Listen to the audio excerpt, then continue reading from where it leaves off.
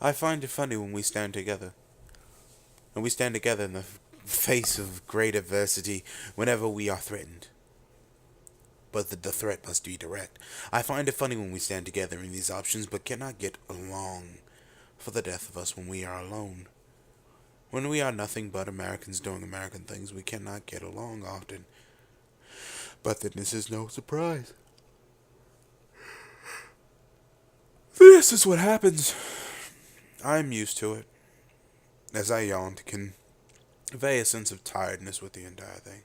But that does not mean I will ever give up in participating in the operations of my country as I love my country.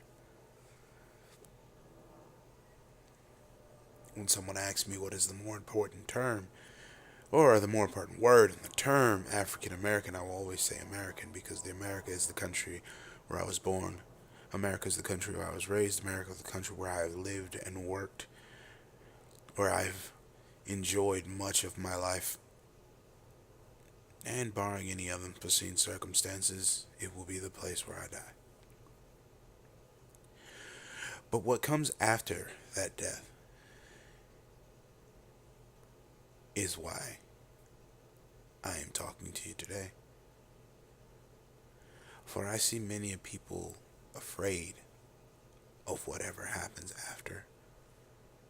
What happens when I am no longer here? I cannot fathom a world that I do not exist in. I cannot fathom not being. Well, I'm sorry that you can't imagine it.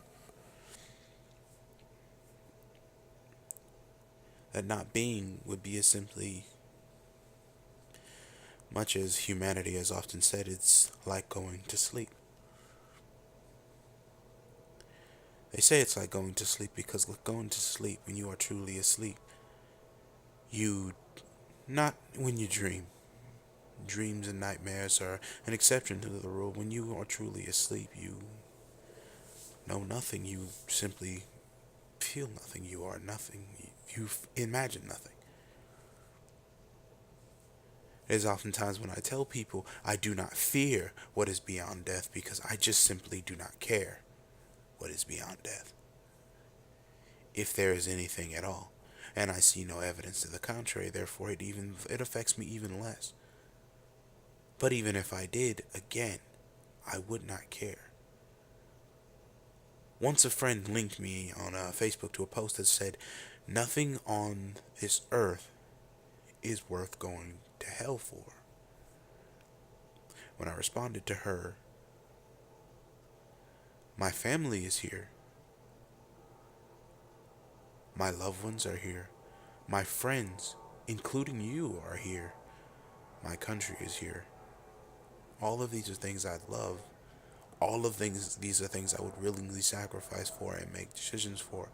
And if indeed I'd had to go to hell, I do oblige you that I would do it for any of these people. Any of the people that I love. Any of my friends. And even I would definitely go for my country."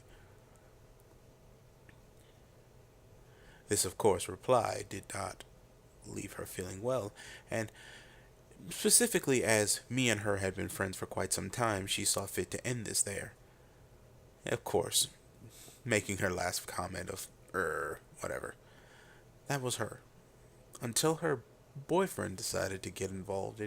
He went, I'm assuming, on Google or being maybe some other place where he decided to take up a picture of a depiction of the good old lake of fire. The good old deep lake of fire and brimstone. To attempt to scare me, I guess. And this is why they don't understand. This is what they don't get. I don't fear hell. I am not afraid of hell. It does not scare me. For someone to leave this place and go somewhere ethereal, the assumption is that, of course, you're not taking your physical body with you. Why would I care if I'm being tortured without a physical body? And for that matter, why would I care if I can feel pain to be tortured for eternity? We often know that overloading the pain centers in the brain can often cause people not to feel pain anymore or to pass out. But here I am. If I can't pass out, if this is really the worst place on the earth, I have the rest of eternity to figure out a way out of this situation. And you're telling me that I am to be afraid to be given eternity in a place where I get to eventually figure out a way to do battle with demons. This sounds like a day of gaming to me. I don't understand, why exactly are you afraid of this? Are you afraid of being tortured? You're dead. Who gives a shit? What upon this does makes you fear anything? But the simple fact of the matter is, maybe the reason I'm so not afraid, maybe the reason I don't fear this idea of the lake of fire, the horrible place that is known as hell, is because I simply don't believe in it. Which is something that is beyond my control. I know. I could say I believed in it. I could say, oh, well, I believe, I do, I swear, I could tell you that, but I wouldn't actually believe. There is an idea that somehow belief is voluntary. Belief is not voluntary. Belief is.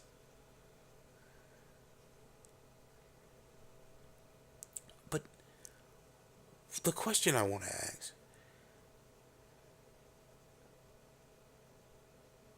is, are you truly afraid of.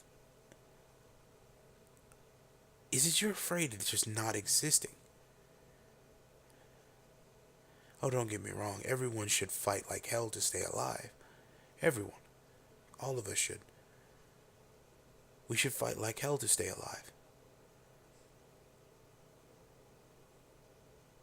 But do it for you. Do it for the ones you love. Try not to do it for the invisible man in the sky.